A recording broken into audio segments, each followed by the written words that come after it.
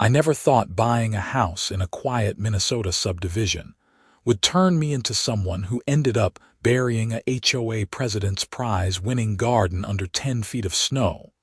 But here we are. My name is Paul Newman. And no, not that Paul Newman, though I've heard every joke imaginable since I was old enough to introduce myself. I'm a 34-year-old software engineer who works remotely, which seemed like the perfect setup when I bought my 3-bedroom ranch in Maple Ridge Estates, just outside of Rochester, Minnesota. The house had everything I wanted: a 2-car garage, a decent yard, and most importantly, it was affordable on my salary. What I didn't account for was Deborah Patterson, the HOA president who lived 3 houses down and apparently had nothing better to do than make my life a living nightmare. The trouble started in early January, right after one of those brutal winter storms that Minnesota is famous for. We're talking about 2 feet of snow in less than 24 hours, the kind of snowfall that shuts down highways and has every plow driver in the county working overtime. I'd invested in a good snow blower the previous fall, a Honda 2-stage beast that could chew through anything Mother Nature threw at it. The thing cost me nearly $1,500, but in Minnesota, that's not a luxury, it's a necessity. I woke up that Saturday morning to find my entire driveway buried.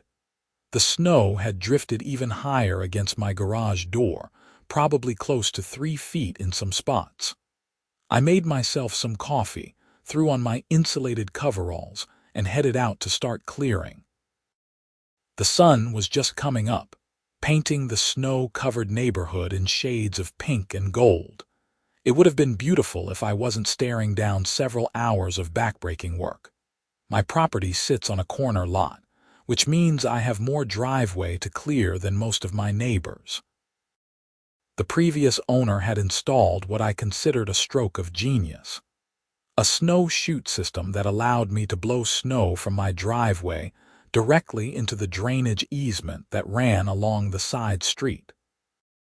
The easement was city property, specifically designed to handle runoff, and during winter it served as the perfect dumping ground for snow.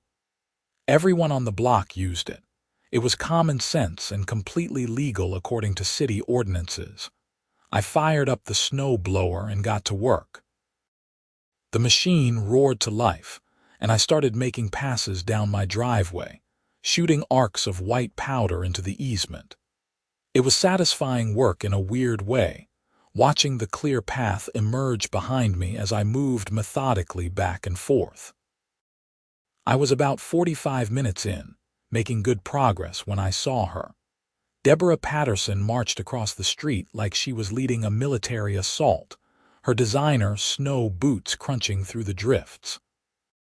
She was wearing a puffy white coat that probably cost more than my snow blower, and had her bottle blonde hair pulled back in a tight bun that seemed to pull her entire face taut.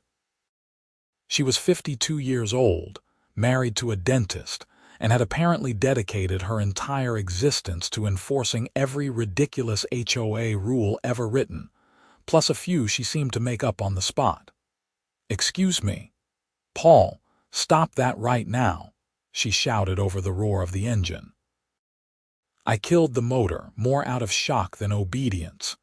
"Morning, Deborah. What's the problem?" "The problem is that you're creating an eyesore."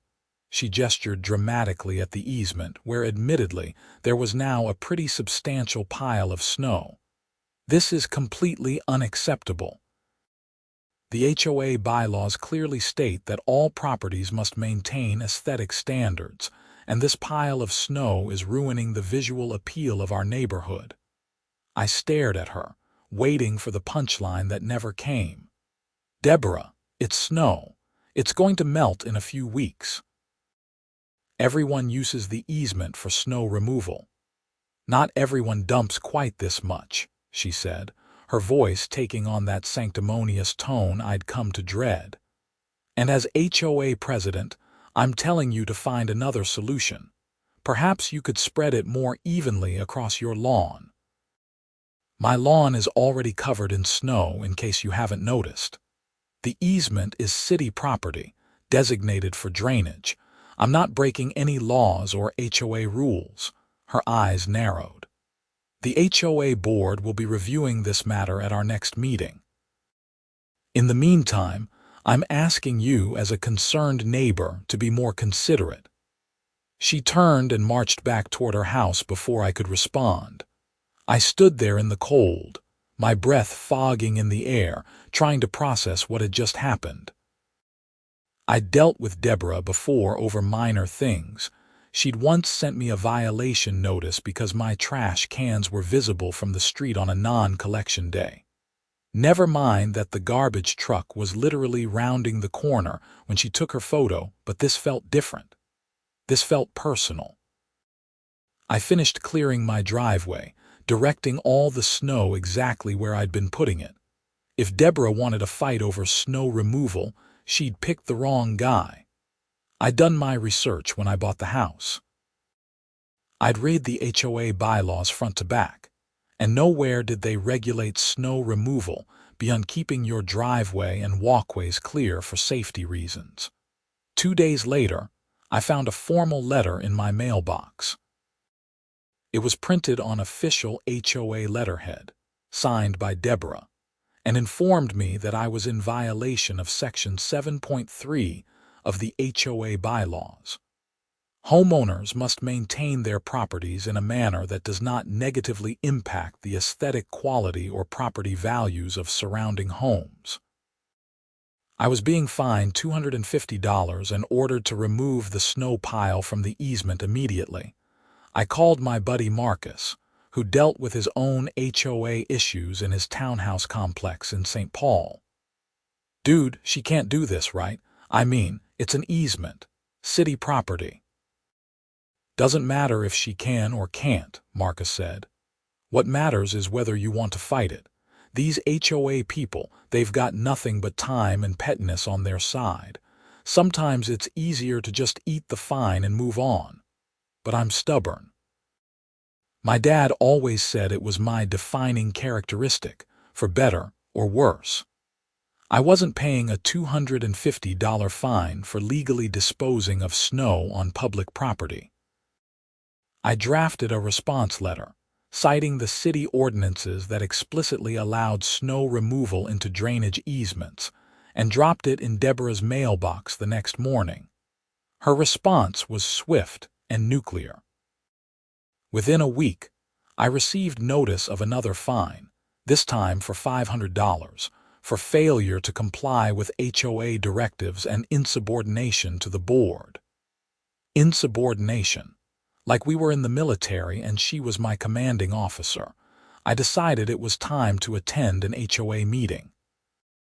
They were held monthly in the community clubhouse, a small building near the neighborhood entrance that mostly sat empty except for these meetings and the occasional kid's birthday party.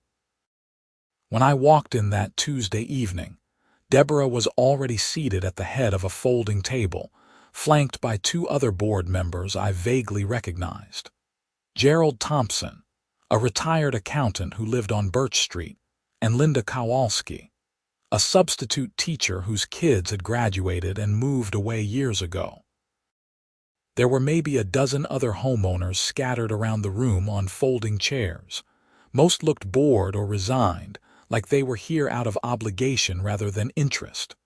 "Paul, how nice of you to join us," Deborah said, her smile not reaching her eyes. "Please have a seat. We'll address your concerns during open comments at the end of the meeting." I sat through 45 minutes of the most mind-numbing discussion imaginable. They debated whether the approved paint colors for front doors should include a new shade of burgundy.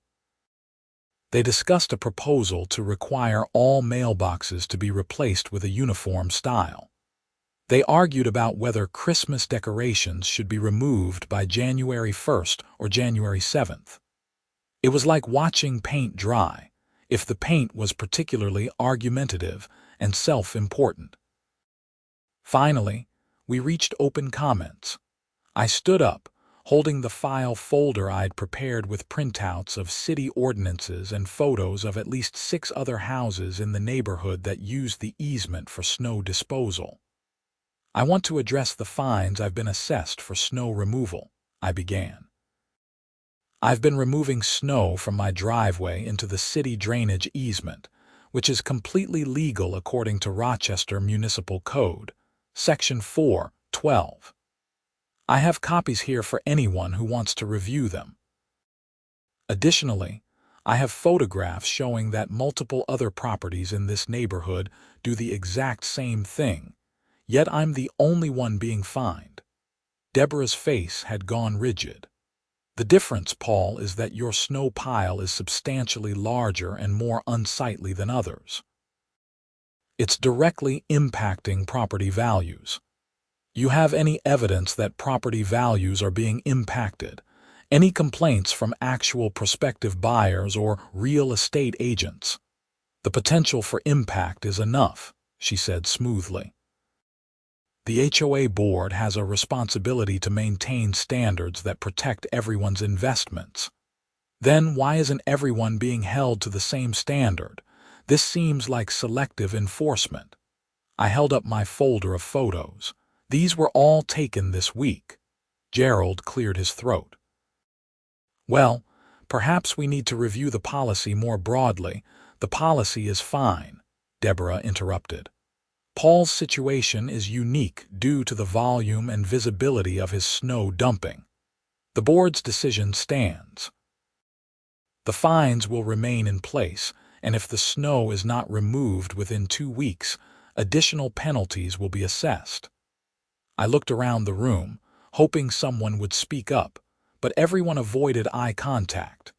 This was Deborah's kingdom, and nobody wanted to be her next target. I left that meeting knowing I needed real help. The next morning, I called a real estate attorney named Jennifer Wu, whose office was in downtown Rochester. After explaining the situation, she actually laughed.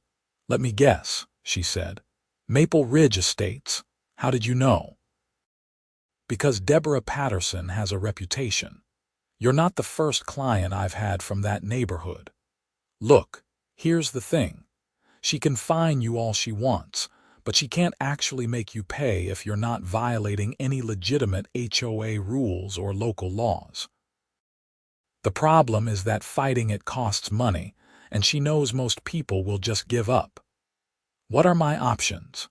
You can request mediation through the county, you can sue the HOA in small claims court, or you can just ignore the fines and let her take you to court, where she'll lose.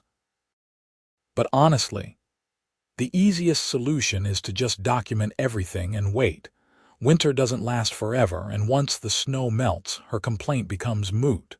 It was practical advice, but it left a sour taste in my mouth. I was paying HOA dues every month for the privilege of having Deborah harass me. Still, I took Jennifer's advice and started documenting everything. Photos of the snow pile, photos of other properties, copies of all correspondence, the works. What happened next, I didn't see coming.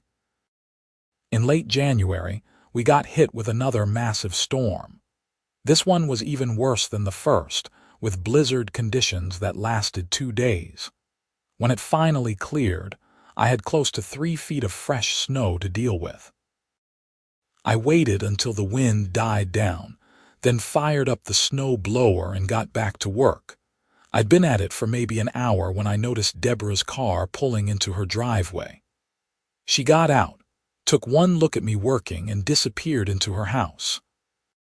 I figured she was just going to send me another threatening letter and didn't think much of it. 30 minutes later, I was finishing up the last section of my driveway when I heard a truck engine. I turned to see a city maintenance vehicle pull up to the easement. 2 workers got out and started looking at the snow pile, which had grown considerably with the new storm. One of them walked over to me. "You the homeowner here?" "Yeah, that's me, Paul Newman." He tried not to smile at the name. "Sir, we got a complaint about blocking the drainage easement. We need to make sure water can flow through here when the thaw comes." The snow will melt long before that's an issue, I said, confused. This easement handles runoff from like 20 properties. A snow pile isn't going to block anything. Normally I'd agree, but someone called the city and filed a formal complaint. We have to investigate. He looked uncomfortable. Look, between you and me, this is pretty standard for Minnesota winter, but the complaint was pretty insistent, said it was a flood risk. Deborah. Of course it was Deborah. Tell you what, the worker said. I'll file a report that says everything's fine, no violations found, but maybe try to spread the snow out a bit more if you can, just to avoid more complaints. I agreed, mostly because these guys were just doing their jobs and didn't deserve to be caught in the middle of my HOA war. After they left, I stared at Deborah's house, fuming. She'd escalated from HOA fines to filing false complaints with the city.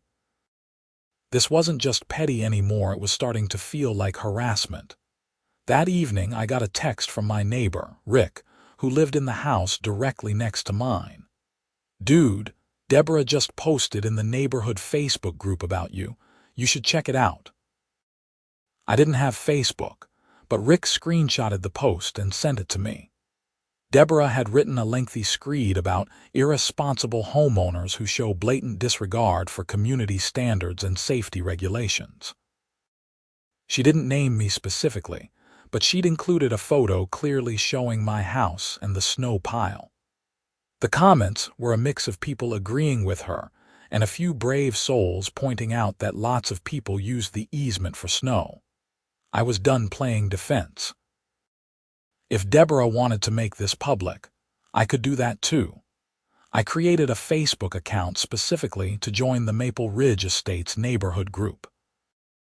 Then I posted a calm, factual response with photos of other properties, copies of the city ordinances allowing snow removal in easements, and a timeline of Deborah's escalating fines, despite no actual rule violations. I ended with a simple question. Should the HOA be selectively enforcing made-up rules, or should we all be held to the same standards? The post exploded. Within hours, dozens of neighbors were commenting, many sharing their own stories of ridiculous fines and arbitrary enforcement from Deborah. One guy had been fined for having a wreath on his door past January 10th. A woman had been cited because her car was parked in her own driveway overnight instead of in her garage. Apparently, there was some obscure rule about visible vehicles. Another family had been fined because their kid's basketball hoop was 6 inches too close to the street. It turned out that everyone had Deborah stories, but nobody had wanted to be the first to speak up. I'd opened the floodgates. Deborah tried to do damage control, posting responses about maintaining the integrity of our community, and a few disgruntled homeowners who refused to follow simple rules. But the tide had turned. People were angry. Several members called for an emergency HOA meeting to discuss board accountability. The meeting was scheduled for the first week of February, and the clubhouse was packed. Every seat was taken, with people standing along the walls. I'd never seen this many neighbors in one place. Deborah sat at her table looking cornered but defiant, her jaw set in a hard line. The meeting started with Deborah trying to regain control, but she was immediately interrupted by a homeowner named Patricia who lived on Oak Drive. I move that we have an open discussion about selective rule enforcement before proceeding with any other business, Patricia said firmly. That's not on the agenda, Deborah started. I second the motion, someone else called out. Gerald looked nervous. Perhaps we should allow some discussion given the level of community concern. Fine, Deborah snapped. Let's clear the air. Paul has been spreading misinformation about perfectly legitimate HOA oversight. I got fined $300 because my fence is 5 feet tall instead of 4.5, a man in the back shouted. The fence was here when I bought the house 5 years ago, Why am I being fined now?" Other voices joined in, a chorus of complaints and frustrations. Deborah tried to respond, but the room had turned on her. Person after person stood up with stories of arbitrary fines, inconsistent enforcement, and rules that seemed to apply to some people but not others. It was cathartic in a way, watching this communal unburdening. Linda, one of the other board members, finally spoke up. "Deborah, I think we need to acknowledge that there may have been some inconsistencies in how we've been applying the bylaws. Perhaps we should consider a comprehensive review." "Absolutely not," Deborah said. "These rules exist for a reason.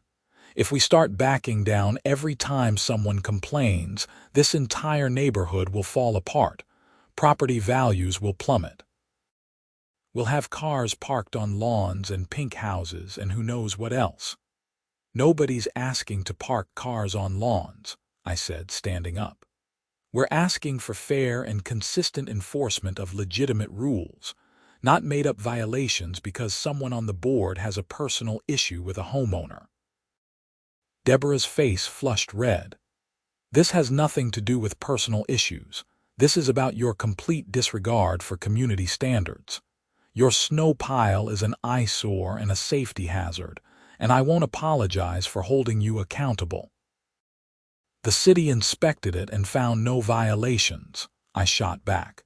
"You filed a false complaint with the city because you weren't getting your way through the HOA." The room went quiet. Deborah's mouth opened and closed like a fish. "Is that true?" Gerald asked quietly. "I reported a potential safety issue to the appropriate authorities," Deborah said stiffly. "That's what a responsible community leader does." "A potential safety issue that didn't exist," I said, "which is filing a false report." The meeting devolved from there. Multiple homeowners called for Deborah's resignation. She refused. Someone suggested a vote of no confidence. Deborah declared it was outside proper procedure. Finally, Gerald, clearly uncomfortable with the whole situation, suggested they table the discussion and seek guidance from the HOA's attorney about proper procedures for board accountability. The meeting ended with nothing resolved, but the damage to Deborah's authority was done. She wasn't the untouchable HOA tyrant anymore. She was a person who could be questioned, challenged, and potentially removed. I should have known she wouldn't take that lying down. 3 days after the meeting, I woke up to find orange construction barriers set up along the easement, blocking my snow chute exit. There was a sign attached to one of the barriers reading, "No dumping by order of HOA board." I stood in my driveway in my bathrobe and boots, staring at the barriers in disbelief. This was insane. The HOA didn't have authority over city property.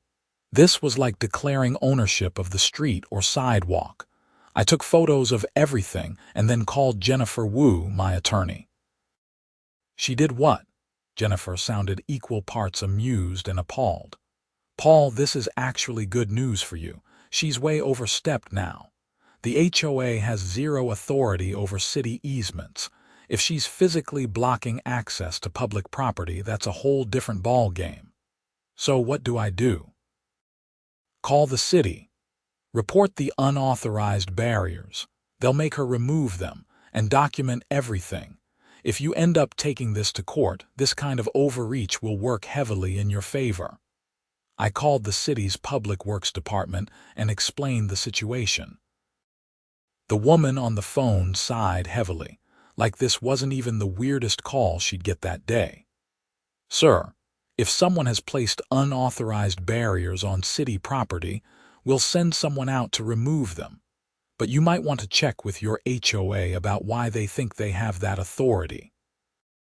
"Oh, I know exactly why," I muttered. Within hours, a city crew arrived and removed the barriers. One of the workers told me they'd been placed illegally, and the HOA would receive a citation if it happened again. I watched from my living room window as Deborah emerged from her house, presumably having seen the city truck. She stood on her front porch, arms crossed, watching the barriers being loaded into the truck with an expression of pure rage. That night, I got an email from the HOA attorney, a guy named Robert Chen. The email was professional but clearly written through gritted teeth. It informed me that the barriers had been placed in error, that the HOA acknowledged having no jurisdiction over city easements, and that the previous fines related to snow removal were being rescinded. I should have felt victorious. I'd won. The fines were dropped, my right to use the easement was confirmed, and Deborah had been publicly humiliated by having her illegal barriers removed by the city. But something in me had snapped. Months of harassment, arbitrary fines, public shaming on social media, false reports to the city, and illegal barriers, all because I dared to clear my driveway using the same method as half the neighborhood. Deborah had made my life miserable over nothing, and her only consequence was a mild embarrassment. I wanted her to understand what it felt like to have someone interfere with your property for no good reason. This is where I have to acknowledge that what I did next was not my finest moment as a human being. It was petty, vindictive, and definitely not the high road. But in that moment, sitting in my house, staring at yet another email from the HOA, something inside me just said, enough. February in Minnesota is usually the coldest month, but it's also when we tend to get these weird weather patterns where temperatures can swing wildly. I'd been watching the forecast obsessively, and I noticed we had a stretch of relatively warm days coming up, temperatures in the high 30s, followed by another major snowstorm predicted for the weekend.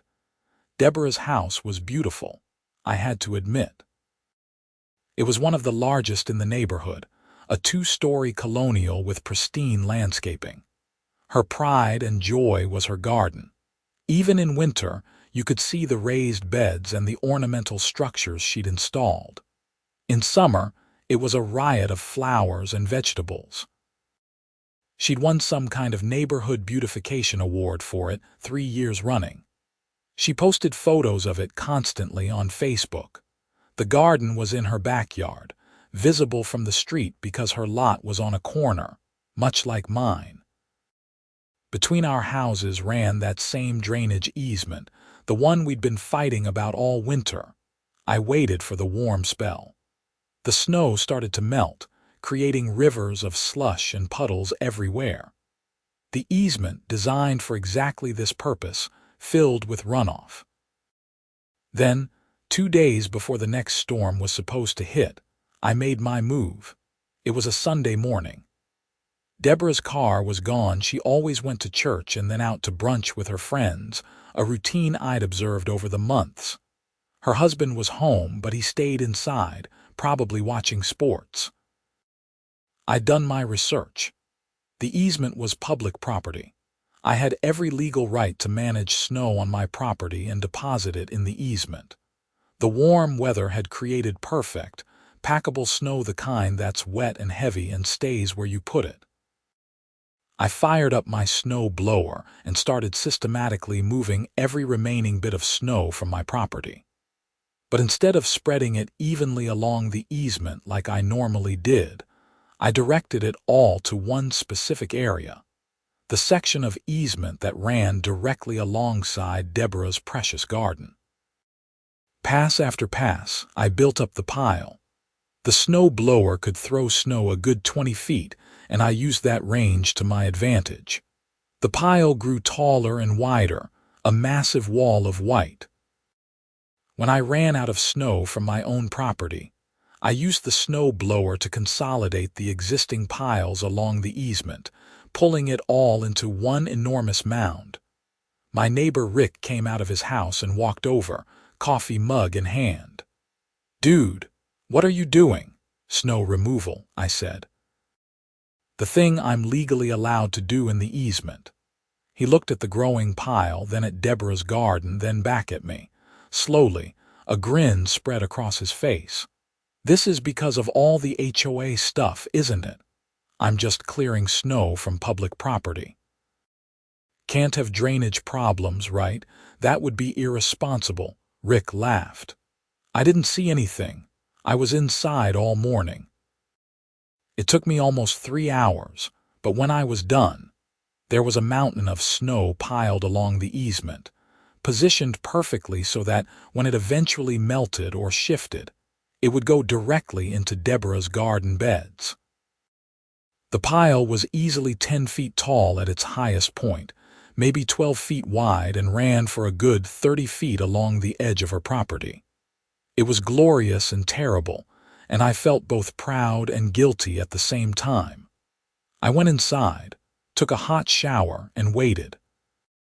Deborah got home around 2 in the afternoon. I heard her car pull in, heard her car door slam. Then, about 30 seconds later, I heard her scream. I looked out my window to see her standing in her driveway, staring at the snow mountain with her mouth hanging open. Her husband came out, looked at the pile, and said something I couldn't hear. Deborah was gesturing wildly, her face red even from this distance. Within minutes, she was pounding on my front door. I took my time answering, composing my expression into polite confusion. Deborah, hi. What can I do for you? Are you kidding me right now? She was practically vibrating with rage. That pile of snow, you put that there deliberately? I was clearing the easement. Making sure there's no drainage problems.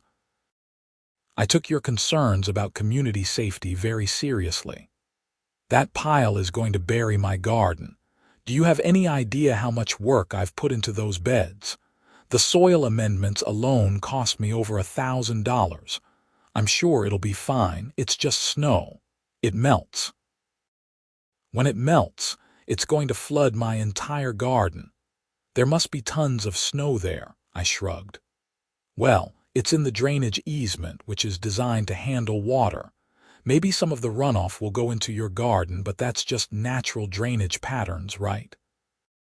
Can't control where water flows. She stared at me with pure hatred. You did this on purpose. This is harassment. This is property damage. How can it be property damage when I put snow on public property? I didn't touch your yard. I stayed completely within the easement boundaries. In fact, I was really careful about that. I'm calling the police. For what? Legal snow removal on public property? Go ahead. She actually did call the police. 2 officers showed up about 45 minutes later. I explained the situation calmly, showing them where the property lines were, explaining that the easement was city property, and noting that I'd simply moved snow from one part of the easement to another. The younger officer walked around the snow pile, measuring the distance from Deborah's actual property line. Sir, you're right that this is on the easement. You didn't put snow on his property, madam. No, but it's obviously intended to damage my garden when it melts, Deborah insisted. It's snow, madam. It melts. That's what snow does. If the drainage easement directs water toward your property, that's a civil matter between you and the city, not a criminal matter. The older officer looked at me with an expression that clearly said he knew exactly what I'd done and why. Sir, maybe in the future you could be a little more thoughtful about where you pile snow. Of course, officer. I'll definitely keep that in mind. After they left, Deborah sent me an email threatening legal action. I forwarded it to Jennifer Wu, who called me laughing so hard she could barely speak. Paul, this is the pettiest thing I've ever heard, and I kind of love it. But also, don't do anything like this again. You're technically in the right, but if she can prove intentional interference with her property, she might have a case for nuisance. Noted. So what happens now? Now you wait for the snow to melt and see if she actually sues you. My guess is she won't. It would cost her more in legal fees than any damages she could prove, and she'd have to admit in court that this all started because she was harassing you over legitimate snow removal. The predicted snowstorm hit that weekend, dumping another 18 inches on top of everything else. The pile along Deborah's garden got even bigger, built up by natural snowfall and wind patterns. It was truly spectacular, a massive wall of white that you could see from the street. Neighbors started driving by to look at it. Rick told me it had become a minor attraction in the neighborhood Facebook group, though no one was directly saying I'd built it on purpose. There were just a lot of comments about crazy weather patterns and interesting snow drifts. Deborah sent me 2 more threatening letters. The HOA attorney sent me one as well, but it was worded so carefully that it was clear he knew there was no actual violation. It basically said, "Please be mindful of community harmony," without making any specific demands. I ignored all of them and waited for spring. Late February brought warmer temperatures. The snow started its slow melt, and I watched with a mixture of satisfaction and apprehension as the pile gradually shrank. Water ran off in rivers, and yes, much of it flowed directly into and around Deborah's garden beds. To be fair to her, she tried to mitigate the damage. I saw her out there with her husband, digging trenches to redirect water, putting up barriers. But there was simply too much water from too much snow. Her raised beds flooded. The ornamental structures were knocked over by the sheer volume of melting snow collapsing. One of her decorative arbors snapped under the weight. By early March, when the snow had finally melted completely, Deborah's garden looked like a disaster zone. The beds were waterlogged, the soil was displaced, and several of her perennial plants had been uprooted by frost heave and flooding. It wasn't completely destroyed, but it was definitely damaged. She sued me. The lawsuit arrived in mid-March, filed in county court. Deborah Patterson v. Paul Newman, claiming property damage, intentional infliction of emotional distress and nuisance. She was seeking $15,000 in damages. Jennifer Wu reviewed the complaint and shook her head. She's grasping at straws.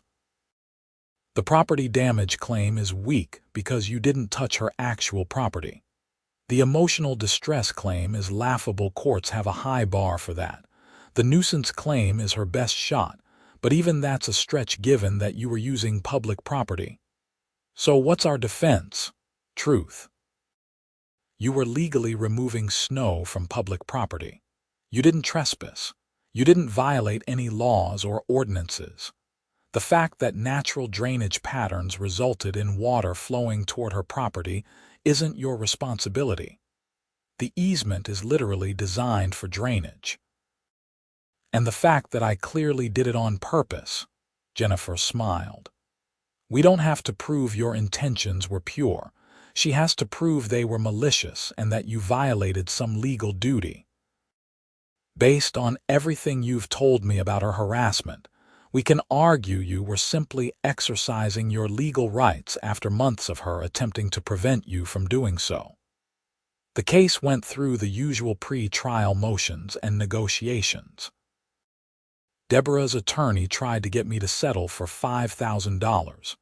Jennifer countered with a motion to dismiss based on lack of merit. The judge didn't dismiss it, but did narrow the claims, throwing out the emotional distress allegation. We ended up in court on a warm day in late April. The snow was long gone, replaced by the green shoots of a Minnesota spring. I wore a suit I'd bought specifically for this occasion and tried to look responsible and wronged rather than petty and vengeful. Deborah took the stand first, describing her garden, the work she'd put into it, the damage that had occurred. She had photos of the garden before and after, estimates from landscaping companies for repair costs. Her attorney walked her through the timeline of events, establishing that I'd built the snow pile during a window when she wasn't home, that it was positioned specifically to cause damage to her property. In your opinion, Mrs. Patterson, was this pile of snow positioned deliberately to harm your garden? Her attorney asked. Absolutely. He put it there out of spite to get revenge for the HOA violations I'd cited him for. On cross-examination, Jennifer was surgical. Mrs. Patterson, you mentioned HOA violations. How many violation notices did you send to Mr. Newman regarding snow removal? I don't recall the exact number. Several. According to the records, you sent 7 notices and assessed $750 in fines. Is that correct? If that's what the records show, yes. And these violations were for Mr. Newman using the public drainage easement to dispose of snow, correct? They were for creating an eyesore and potential safety hazard.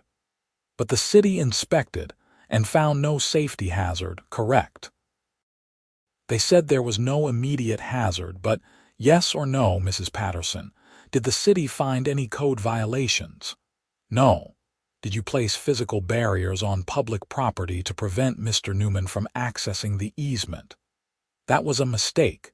The barriers were removed by the city because they were illegally placed. Yes or no? Yes. Did you file a complaint with the city about Mr. Newman's snow removal? I reported a potential safety concern, yes, which the city investigated and found to be without merit.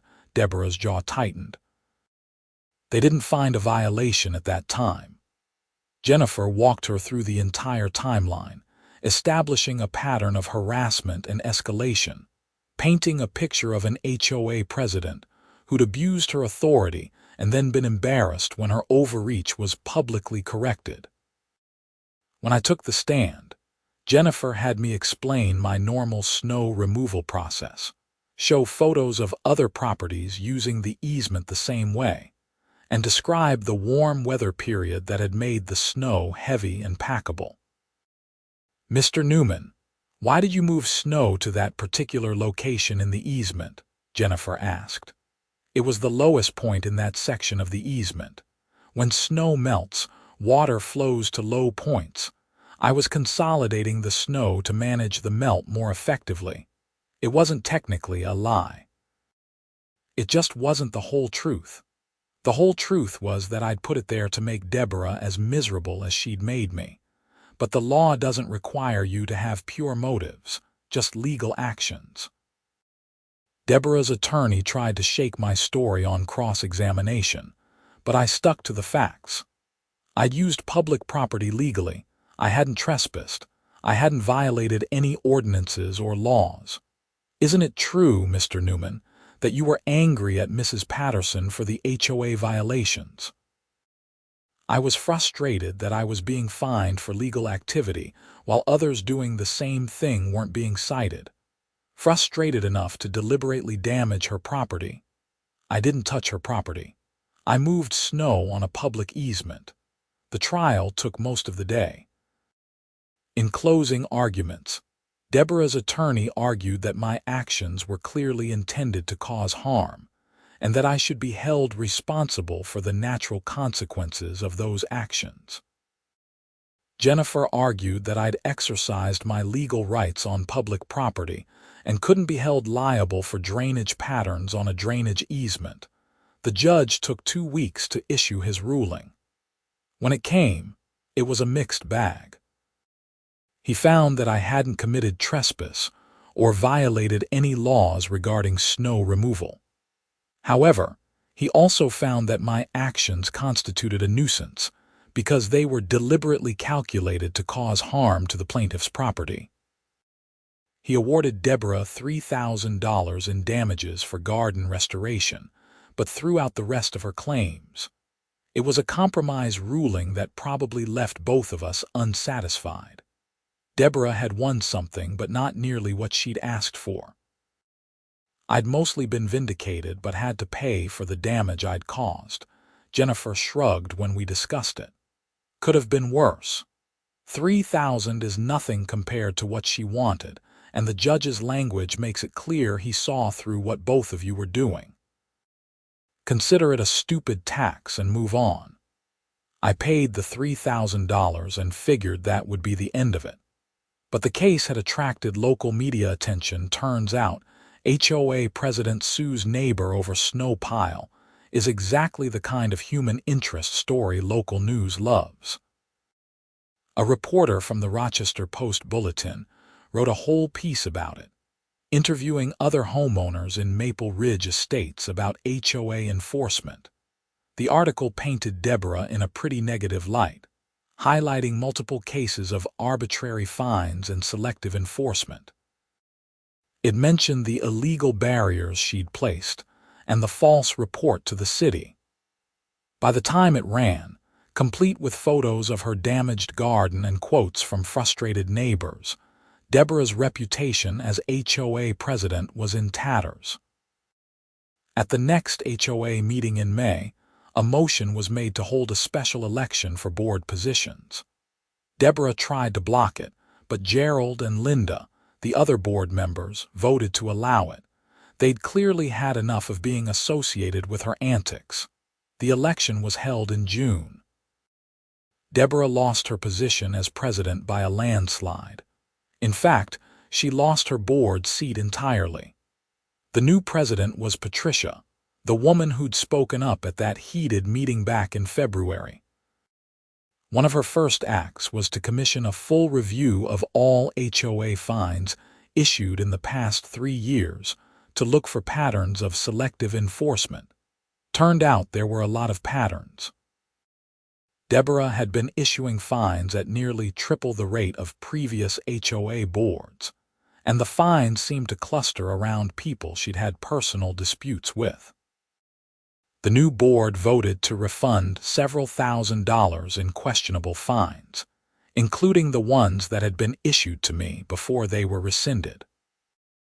I got a check for $750 in the mail in July, along with a letter from Patricia apologizing for the previous board's conduct and promising more transparent, fair enforcement going forward. Deborah's husband divorced her in August. According to neighborhood gossip, the legal bills from the lawsuit, combined with her obsessive behavior around HOA enforcement, had put too much strain on the marriage. They sold their house in September, and Deborah moved to an apartment in downtown Rochester. I occasionally saw her at the grocery store or around town. We never acknowledged each other. She'd look through me like I didn't exist, and I was fine with that. My garden grew back to its usual state, better than before according to her Facebook posts before she deleted her account. Actually, that's not true. That was Deborah's garden. I don't have a garden. I have a lawn that I mow when it gets too long and some bushes that came with the house. Rick and I became good friends after everything settled down. We'd have beers on his deck in the summer and complain about work and life and everything else. He'd occasionally bring up the snow pile, shaking his head in disbelief. "Man, I still can't believe you actually did that. Like, I'm glad you did because she was awful, but wow, 10 feet of snow. 12 in some spots," I'd remind him. "Right, 12. Do you ever regret it?" I'd think about it, about the escalation and the stress and the lawsuit and the money. About the $3,000 I had to pay and the time I spent in court and dealing with attorneys. About becoming the kind of person who solves problems by burying someone's garden under a mountain of snow. Sometimes, I'd admit, it was petty and vindictive and definitely not the mature way to handle things. But she made my life hell for months over nothing. She abused her authority, filed false reports, tried to restrict my use of public property, and made me the villain in her weird HOA power trip. Sometimes people need to face consequences for their actions, even if you have to be petty to make it happen. Rick would nod and we'd clink our beer bottles together, and that would be that. The thing about HOA disputes is that they bring out the worst in people. They take minor disagreements and turn them into existential battles, because someone with a little bit of power decides their vision of the neighborhood is the only acceptable one. Deborah wasn't evil. She wasn't a criminal mastermind. She was just a middle-aged woman with too much time and too much need for control, and she used the HOA as a weapon to enforce her will on everyone around her. Was I right to do what I did? Probably not. Should I have taken the high road, ignored her provocations, and just waited for her to eventually hang herself with her own overreach? Maybe. But I'm human, and humans have limits to how much abuse they'll take before they snap. The new HOA board under Patricia ran things smoothly and fairly. Fines were issued for actual violations like people not mowing their lawns for months or leaving trash bins out permanently. But the petty stuff, the arbitrary rules enforcement, the personal vendettas disguised as community standards, all of that stopped. Property values in Maple Ridge estates actually went up over the next year, probably because word got out that the crazy HOA president was gone. People want to live in neighborhoods with reasonable rules reasonably enforced, not subdivisions where you might get fined for having your car visible overnight or putting up Christmas decorations too early. I still live in the same house. I still use my snow blower every winter, and I still put the snow in the drainage easement. Nobody has complained since Deborah left.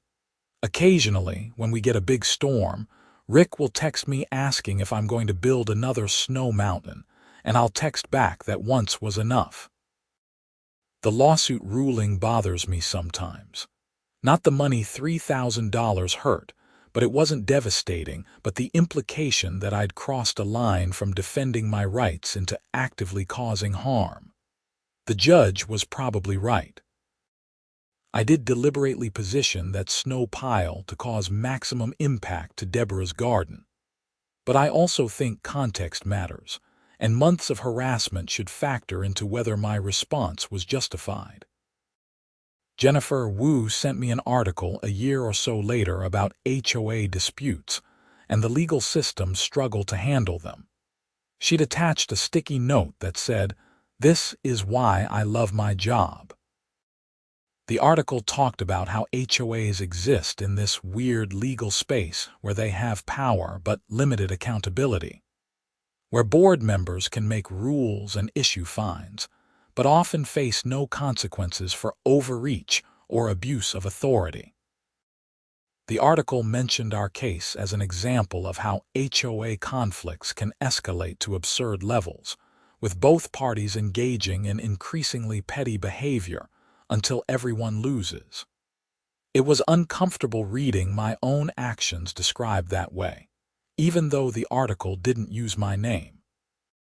But it also talked about the chilling effect of unchecked HOA authority, how people will tolerate abuse rather than fight back, because the cost of fighting in time, money, and stress is too high. It mentioned that my lawsuit had prompted the county to look at creating a special mediation program for HOA disputes, something that would give homeowners a lower-cost option for challenging board decisions. So maybe something good came out of it after all. Maybe my petty snow pile revenge contributed in some small way to making the system a little better for people who come after me. Or maybe I'm just rationalizing my bad behavior. That's possible too. What I know for sure is this: living in an HOA neighborhood means accepting that your property rights are somewhat limited, that you've agreed to certain standards and rules. That's fair. What's not fair is when someone abuses their position of authority to harass people they don't like, to make up violations, to selectively enforce rules, and to use the HOA as a personal weapon. If you're reading this and you're dealing with your own HOA nightmare, here's my advice: document everything. Every email, every letter, every fine, every interaction. Take photos. Save records. Know your rights under your HOA bylaws and your local ordinances. join your neighborhood Facebook group, or get to know your neighbors so you're not fighting alone. Attend HOA meetings even when they're boring as hell, because that's where decisions get made and where you can challenge decisions before they become official policy. And if you have to fight, fight smart. Get an attorney who knows HOA law. Don't just pay fines for violations you didn't commit because it's easier. Don't let board members intimidate you or make you think they have more authority than they actually do. Most importantly, don't let it consume your life. It's not worth your mental health or your happiness to be in a constant state of war with your HOA. Also, maybe don't bury anyone's garden under 12 feet of snow, no matter how much they deserve it. That's probably good advice, too. 3 years after the whole incident, I ran into Deborah at a coffee shop downtown. She was with a group of women, laughing about something, looking more relaxed than I'd ever seen her when she lived in Maple Ridge Estates. She saw me, and for a moment our eyes met. I nodded slightly, a simple acknowledgement of our shared past.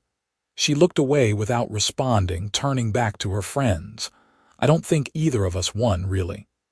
She lost her position, her reputation in the neighborhood, and eventually her house and her marriage. I lost time, money, and a certain amount of my own integrity.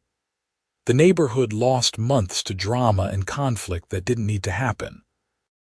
But I learned something about standing up for myself, about the importance of documentation and knowing your rights, and about the price of letting petty conflicts escalate into full-blown wars.